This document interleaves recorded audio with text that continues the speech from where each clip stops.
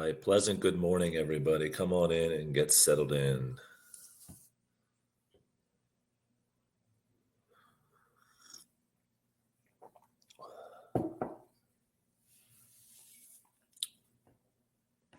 Mr. Morris, I have a question. I have an answer. What's up? If I show my blue and white shirt, do I get extra credit? Oh, it just broke up there. I couldn't hear what you said. If I show my blue and white shirt, do I get extra credit? You're wearing blue and white? Yes. I all I see is a blue square. So how would I know? Give me a second. Hey, Miss Hoy. Hello, Mr. Morris. Right. We got people lobbying for extra credit here. Lauren, no, she's wearing blue and white apparently, but it's hard for me to take her word for it since all I see is a light blue square. Let me see. Oh, N-Town, there we go. All right, we'll throw you a point or two there, I guess, because you're showing some school spirit. It is Spirit Week.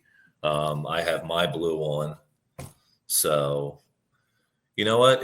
There's an old expression. It's called "the squeaky wheel gets the oil." So the worst that could have happened there, Lauren, is I could have said, "No, you don't get anything." It's only good could have came from you asking that question. Is my whole point. So. I appreciate the extra credit. I got you. I'll take care of you. But yeah, so, just a little life lesson before we get started. Sometimes, it can't hurt to ask. And, more likely only good things can come from it. So do we have everybody, Miss Hoy? Let me see. Looks like it. Okay. All right. Because it is Spirit Week, before I turn it over to Miss Hoy, if anybody, I guess we'll, let Lauren run the bandwagon here. If anybody else has blue and white and, would like to show it, that would be okay. And maybe we'll throw you just a couple points. It's not going to, raise you from a 70 to 100, but it would help. And it also, I would love to see what many of you look like. So a lot of you, I know you, but some of you I don't, and I have no idea what you look like. So anybody else out there? I have blue on. I have like a blue shirt on, like a Norristown football shirt, and then I have my LED lights blue, if that counts. That's all right. That's hardcore. But all right, you thank Lauren for bringing it up in the first place. Just give me extra credit. I have blue. Wait, I heard somebody say I should give them extra credit just for giving them extra credit. Yeah, it's to your favorite student. Whoa. Listen, you're in the top 90. I'll just give you that. Top 90. You're in the top 90. Jason, he doesn't like you. He doesn't want to give you extra credit points. Alexandra, did you have blue on or something? I couldn't see. Yeah. I have to show you. Yeah, like I said, all I see is a purple square for you. So how am I supposed to know? Can you see me? See, I would call that more. Our color is royal blue. I don't know if that necessarily. I'm just teasing. I don't have anything darker. I'm teasing you. Okay. All right. I think I'm eating into to Miss Hoy's time, so I'm going to turn it over to her right away. So, Miss Hoy, these guys are yours. No, it's all good. Hi, everyone. Happy Friday and happy almost Halloween. I'm going to start off. Well, actually, the marking period 1's ending on Thursday. So if any work you need to turn in, make sure you get it in by then. Just a little reminder. But I'm going to, before I hop into today's lessons, we're going to go over just the last few questions on that activity we did yesterday on the Electoral College. I think that we only had like 4 questions to go over. Wait. Yeah. Oh, wait. Yeah, 10. Okay, so just pretty easy questions, but could anyone explain what a blue state is? Or if you're going to make me call on you. A democratic state? Yeah, it's a democratic state. And then so off that, could you give me like two of the blue states? 2 states that normally vote blue.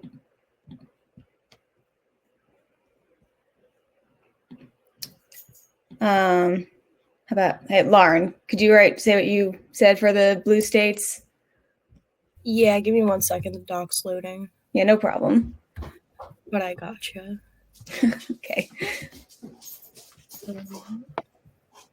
What question are we on? 11. Just tell me 2 blue states.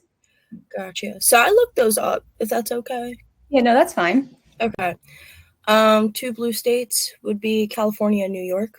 Yeah, California and New York tend to always vote for the Democratic candidate. Okay, thank you. And then on the other side, anyone explain what a red state is? Republican. Republican, yeah. And then did you have 2 Republican states? Texas and Wyoming. Yeah, Texas and Wyoming tend to vote Republican normally. Okay, yeah, thank you guys. And then just the last question, it kind of the most important question, but just if you were running for president, where would you spend the last 2 weeks campaigning, and why would you pick those states? How about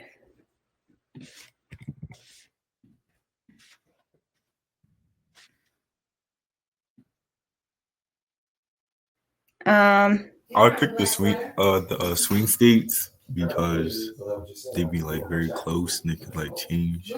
yeah. Oh, sorry, did I cut you off, Jaden? No. Yeah, thank you. Yeah, it would make the most sense to campaign in swing states because even though I think California is like 55 electoral votes, it wouldn't make too much sense for Donald Trump to campaign in California because he's not really going to change anyone's mind. That's definitely going to go to the Democratic candidate, sort of like how it wouldn't make sense for Joe Biden to campaign a lot in Texas because that's almost always going to go to the Republican candidate. Okay, thank you. Jeff just wanted to go over that before we went to today. We're going to look at some political cartoons first about the Electoral College. We're going to go, where are they?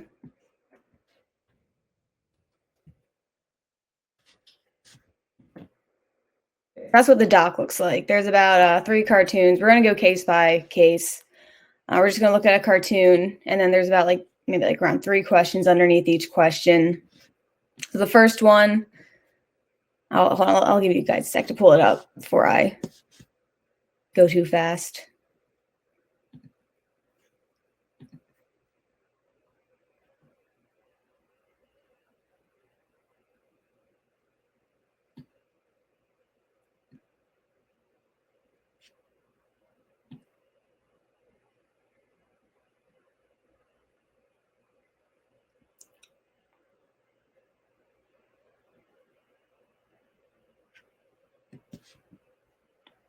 All right.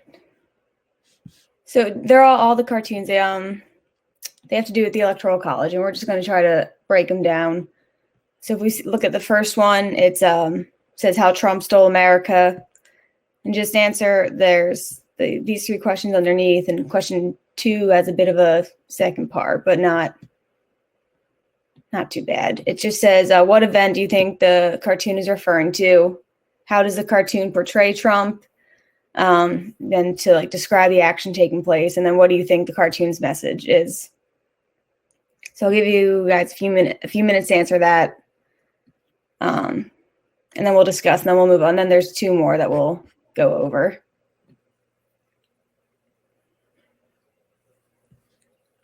Was that posted in the folder yet? Yeah, Miss Hoy, I didn't put that in Schoology. Did you share that with me? Yeah. So no, it's not posted yet. Sorry. That could be my mistake. Hold on a second here. I think you made the doc, and I Can did the questions. Can you share it with me? Because I don't see anything here. It's your doc. Go onto in your drive. Okay, hang on. You're the original owner. I just.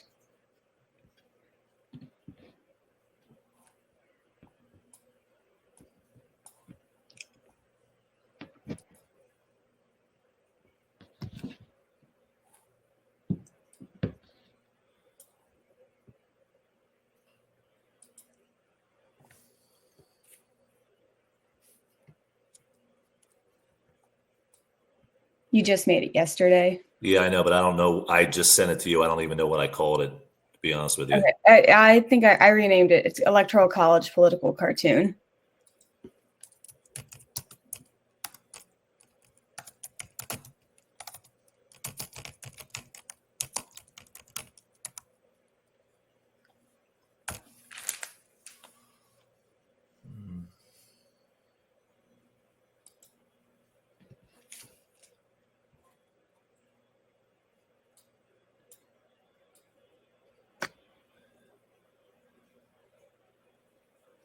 Yeah, I don't see it anywhere, Miss Hoy. I'm sorry. I don't know if there's a way that you can find it and share it with me, or It's your doc. I can't. you can't go in and. With me. Okay. I tell you what, at this point, I would simply just, have just talk to him Okay. about it. Yeah, let's just talk then. So, okay.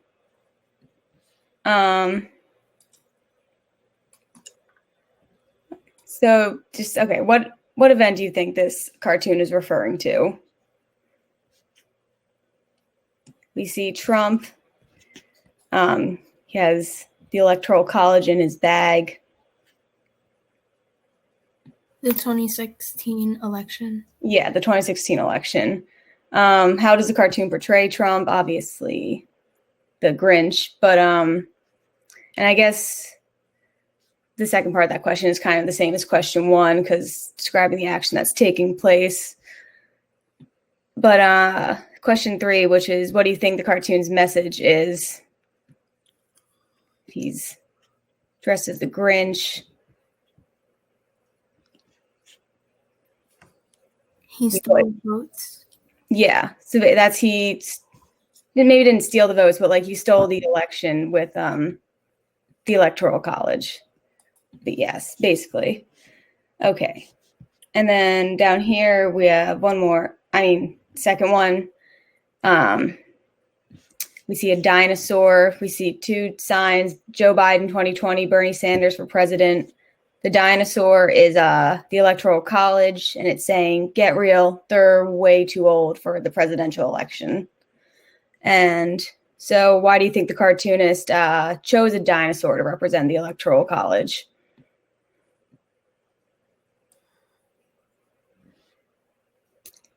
Because they're really old, or yeah. Sorry, what were you saying? Dinosaurs are extinct. Yeah, they're really old. They're extinct. So that then we'll go back to. Well, I'm going to go back to question two, but then that's kind of leads to question three with: is the cartoonist using any artistic techniques such as irony, exaggeration, or sarcasm to express their opinion on the Electoral College? So we see the Electoral College as it's a dinosaur. It's really old, but it's calling Joe Biden and Bernie Sanders too old. The Electoral College is a bunch of old people, and they're saying that another old person can't be president, but they're also a part of the Electoral College. Yeah, and also to add to that, the Electoral College is also just an old system in general, and it was created over 200 years ago, and we're still using it in 2020 the way it was used in the 1790s. Okay, thank you. Just since we're not writing this down, I'm going to go. Sorry, Miss Hoy, actually, I found it. I put it in there. So again, my apologies for messing that up. But obviously, I like talking about cartoons. So obviously, you just want to run through it so that, because that's my mistake, give them a minute for this one. So now you guys can go in Schoology, find that the cartoon activity. Just focus on the last one that Miss Hoy wants to talk to you guys about. So you can give them a minute for that. Okay. Yeah. All right. So we're going to just do the last one, but I'll give you guys some time to write some things down rather than asking you to talk off the top of your head.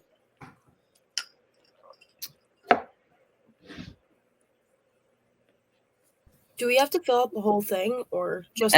Yeah. At this point, just do the last one. Okay. Yep. No problem.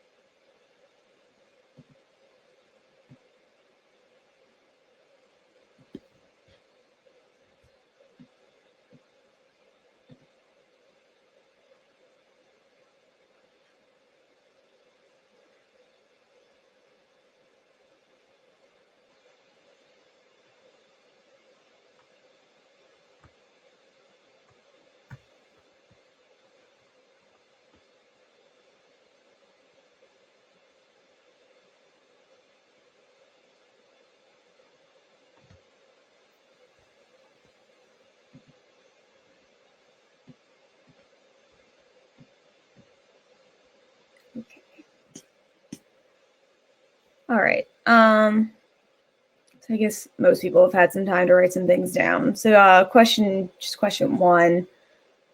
Okay, so what do you see in this cartoon? Did anyone catch what it says at the bottom?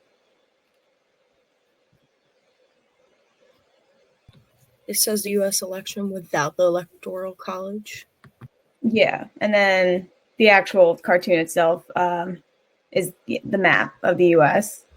So this is what the cartoon is saying, how the elections will look if, or at least the representation is without the Electoral College. So going into question number 2, then what do you think the message of the cartoon? What do you think is the message that the cartoon is trying to convey? You see 4 really big states: California, Texas, Florida, New York.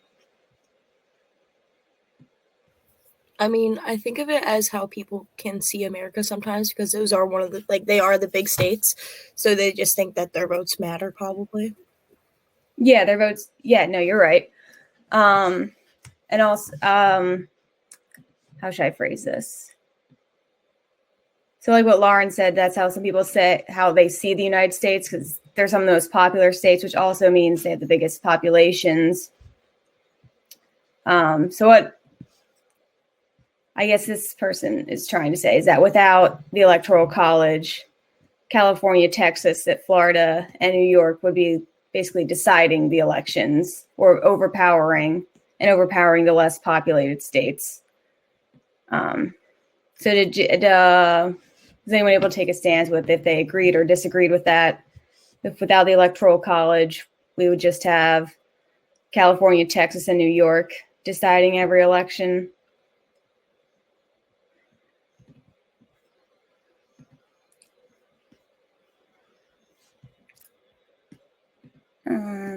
I said I agree. You agree with that if we didn't have the Electoral College, then California, Texas, Florida, New York would be overpowering the election? Yeah, because like those states, they all have pretty much for the most part one opinion, except for Florida, they're undecided. But like if they had like if we didn't have the Electoral College, then whatever they wanted would go. Mm-hmm. Okay. Yeah. Thank you. So then with that, yeah, that is a good point, because California and Texas are basically already decided which candidate they're going to vote for. Florida normally is also tends to stay Republican, but yeah, New York would be the only swing state there. So then do you think the cartoonist supports or opposes the Electoral College?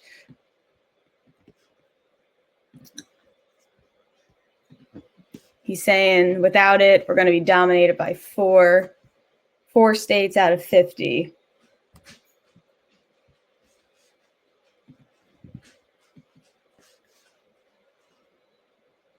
I think he supports it. Yeah, he supports it. Or they support it. Because it's, you don't want 4 states deciding for everyone how the election's going to turn out. That's at least how he sees it, and that's what he was trying to say with his cartoon. All right, so that's going to bring us. Thank you, guys. We're going to go. I'm going to stop sharing this screen.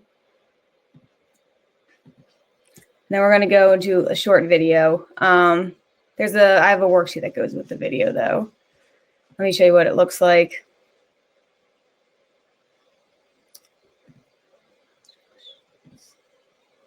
Okay, right here. So just we have some video questions and then some discussion questions. The videos just help you get some background on the Electoral College. There's like 5 questions. The video is really short though, so it's like 4 minutes and 20-ish seconds, I think.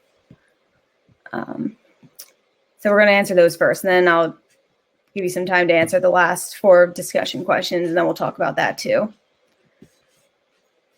This is in Schoology, correct? Yes. Okay. Yeah, that's there. All right. Cool. I didn't mess that one up. I didn't want to start asking questions with no paper. All right. Share a different tab now.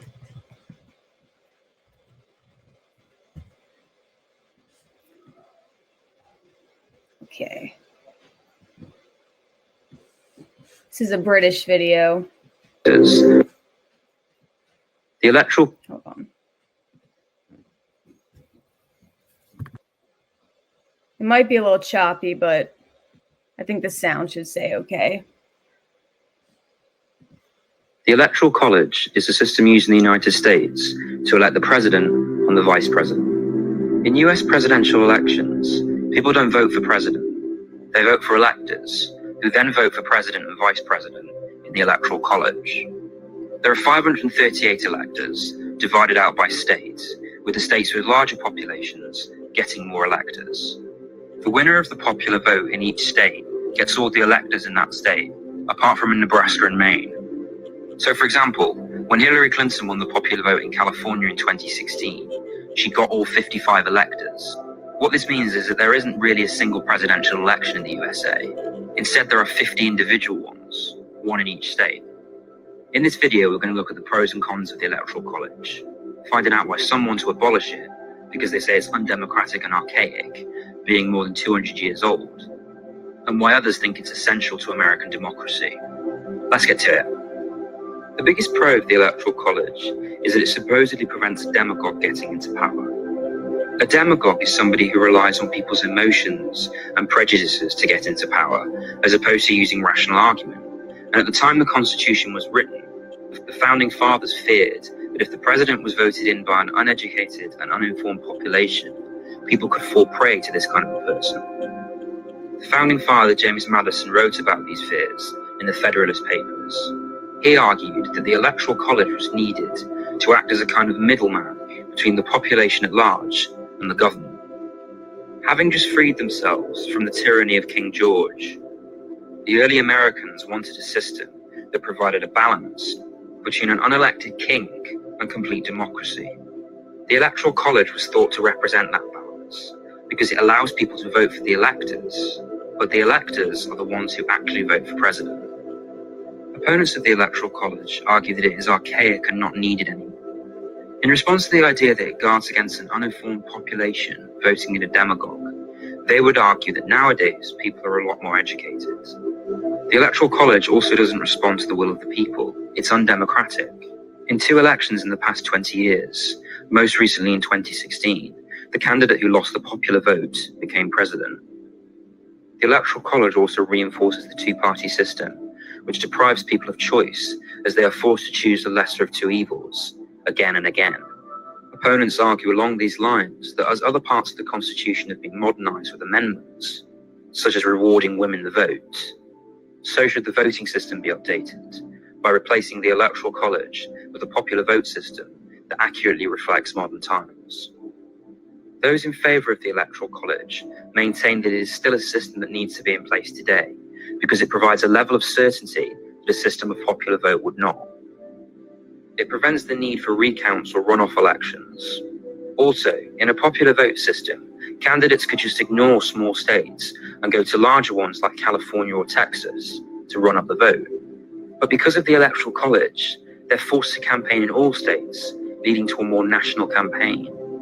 Opponents of the Electoral College reject this idea, arguing that instead, it leads to candidates taking larger states for granted and campaigning almost exclusively in swing states like Florida and Ohio. Also, because of the way electors are distributed, it leads to smaller states getting more electors, meaning votes in these states quite literally mean more than in larger states, which is hardly fair. Overall, it seems that the Electoral College is favoured by some who see it as a moderating influence on American politics because it gives smaller states more power. As well as this, it's designed to help prevent demagogues from getting into power.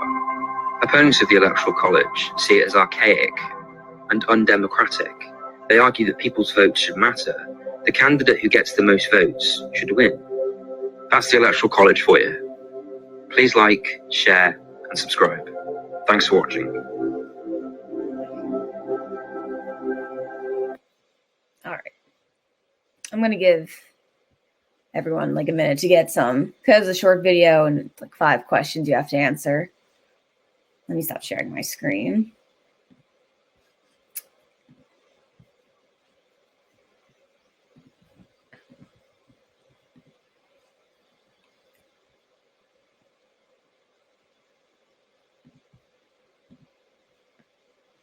All right, so just take a minute to answer those first 5 questions, and then we'll discuss some, and then we'll move on to the other questions.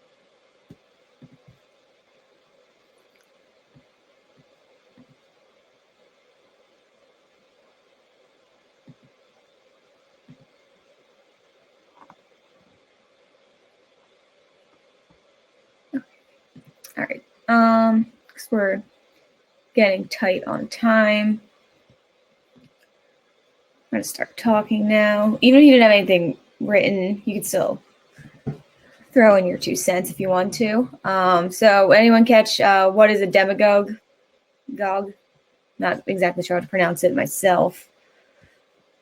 Someone who tries to use emotions to appeal to the population to get their vote. Mm-hmm. Yeah, that's thank you. So then that goes into question 2, which is, why did the framers create the Electoral College? What were the historical arguments behind their decision? Wait, what did she say? She said it was someone who like uses emotions to get the vote. Also relies on people's like prejudices. I don't know if that was that. That's just me adding more to it for what a demagogue is.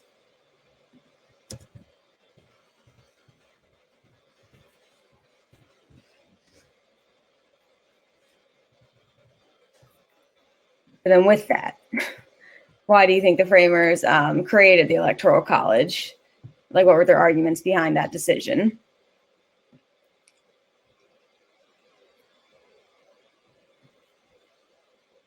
Does it sound like a good idea to elect demagogues?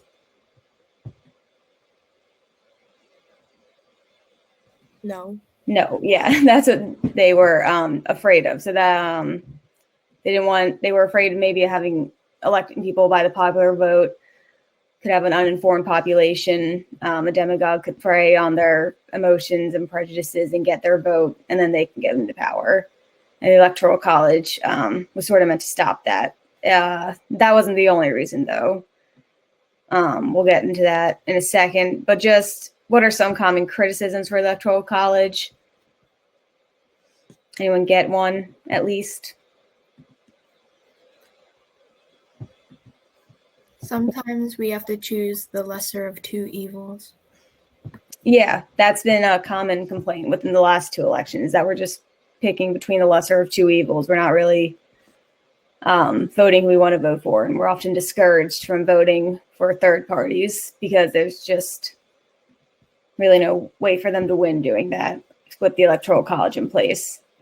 So thank you. And then going into what are some common arguments in defense of the Electoral College.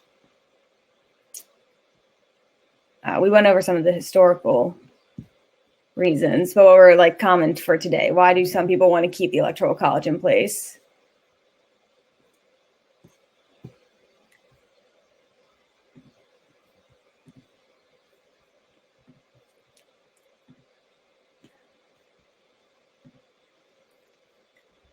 Matthew kind of mentioned it when we were talking about, when we were looking at the map.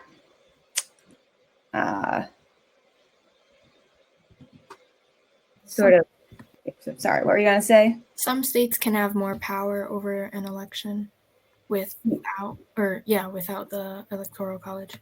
Yeah, so a common defense is they don't want big states having too much power, don't want them overpowering the small states. And then, so number 5, we already kind of, and just because I want to get to like some discussion questions, and we only got not that much time left, but when is the Electoral College elected a president who did not win the popular vote? We talked about today the 2016 election, and yesterday we also talked about the 2000 election with Al Gore and George W. Bush. So just some of the discussion questions, which is the Electoral College a good way of making sure each voter is represented? And this is just opinion. So do you think the Electoral College is a good way of making sure each voter is represented equally? Can't be wrong. Just sharing what you think.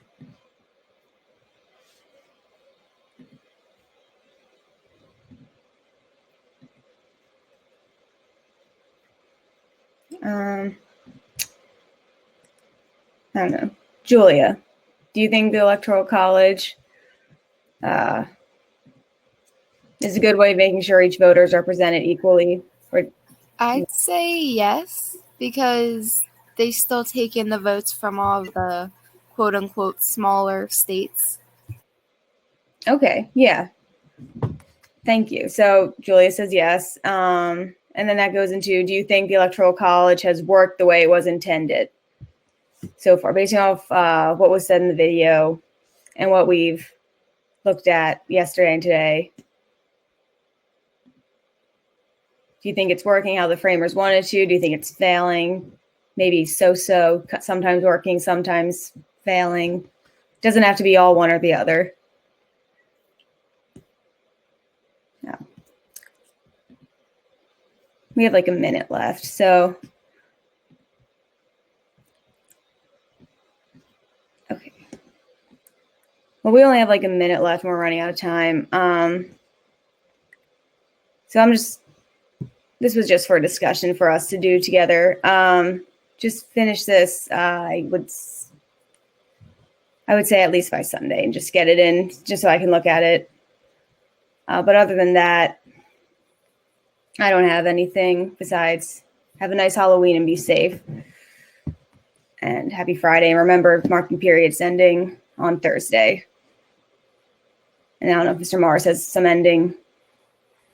No, guys, also go into Schoology. There's one more assignment, and I know we're kind of, beating a dead horse here with the Electoral College, which is fine because you guys are going to be seeing this a lot over the course of the next couple of days. But there is it's just a little bit more thorough of an assignment in schools. You've got the pros and cons. We're just going to ask that you go in, do that. We're going to ask for that by Tuesday, so you still have a couple of days for that because it is a bit more intensive of a reading. So check that out. We'll ask for that on Tuesday. And as Ms. Hoy said, enjoy the weekend. Have a safe and fun weekend, and we will see you guys bright and early in the morning on Monday. All right? Take care, everybody. Bye. Have a good weekend. Yeah. Bye. Have a nice weekend. All right, Ms. Hoy, we'll see you in a sec. Yep.